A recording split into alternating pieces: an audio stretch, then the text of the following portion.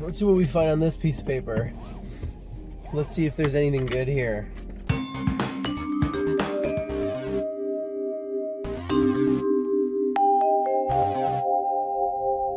Good morning, my friends. Ollie's back, and I have a fresh loaf of bread for you today. For today's words of wisdom, we give thanks to Terence McKenna, who said the following: intelligence is not a license to trample.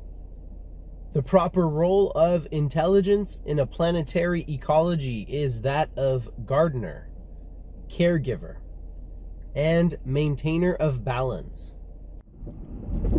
The Western Judeo-Christian view is that we humans are at the top of the food chain. Not only that, but the entire planet and all of its resources were made specifically to please us and to serve our purposes. In the Old Testament, God says that the earth is there for us to subjugate. In other words, for us to make our bitch. And what Terence McKenna presents here is a much more realistic and much more functional alternative. You see, McKenna is telling us that just because we are intelligent does not give us the right to trample, to pillage, to exploit. Now, don't get me wrong, that doesn't mean that we shouldn't eat meat or cut down a few trees here and there to build houses. As McKenna points out, we should be the maintainers of balance. As it stands, we are the ones most guilty of disrupting the natural balance of this world. But with great intelligence comes great responsibility. Or at least that's what Uncle Ben used to tell Spider-Man about power. And I think intelligence is power, so it stands true nevertheless.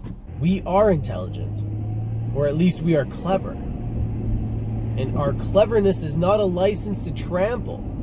If anything, our cleverness puts greater onus on us. We are more responsible than other species because we know that there is a balance to maintain.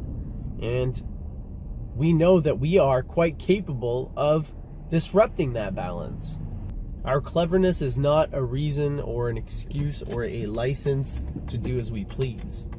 And if anything, the fact that we understand more and that we know more makes us even more culpable for the stupid shit that we've been doing. So I might suggest a different outlook, one more in line with that of Terence McKenna's words here, and also more in line with the Sumerian version of the Garden of Eden story.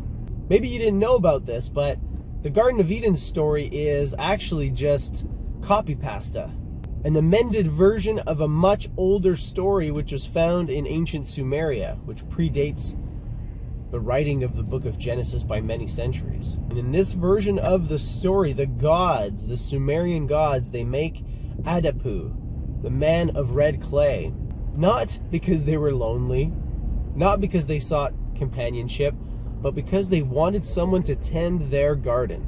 And this, my friends, is precisely how we should view ourselves. Not as the owners and rightful heirs and pillagers of this beautiful world, but rather as its caretakers. It seems to me that the egocentric worldview is at the heart of so many of our problems. Because whether it's on an individual basis or on a collective basis, the idea that we are the center of the universe, that everything revolves around us, and that we are owed something, leads us down very dangerous paths. And I would say in this day and age that these paths actually lead to our destruction. In previous centuries, we have engaged in similar behavior, but we lacked the technological sophistication to do any real damage. This is no longer the case. Our understanding of the natural world and our ability to manipulate its laws to our advantage has led to technological progress the likes of which we couldn't have even imagined 100 years ago. By pressing a few buttons, we could see the population of our planet drastically reduced.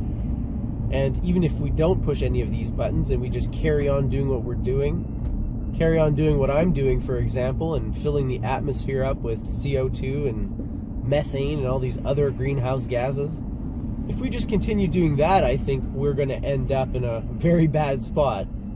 But 100 years ago, we didn't have the ability to do this kind of damage in such a short amount of time. And even if we did, we had no clue that we were doing that sort of damage. We lacked the understanding. We lacked the knowledge.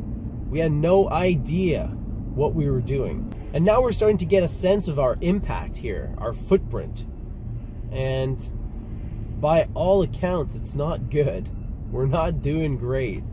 We're not leaving the world a better place. In fact, we're hastening its decline. So I thought I would share Terence McKenna's words with you this morning as a way to remind not only yourselves, but myself also. Because in the Bible, it says that we're to subjugate the earth, but I think that's a pretty silly way of looking at things. We depend on the earth for food, water, oxygen, everything. So why would we subjugate our source of living? To me, it's kind of like biting the hand that feeds you. Well, that's all I've got for you today. I hope that you regard yourself as more of a gardener, more of a maintainer of balance or a caregiver than a landlord. We live on this planet because it allows us to, because the conditions are favorable, and if we destroy this place, we will have nowhere else to go. Until next time, live well, my friends.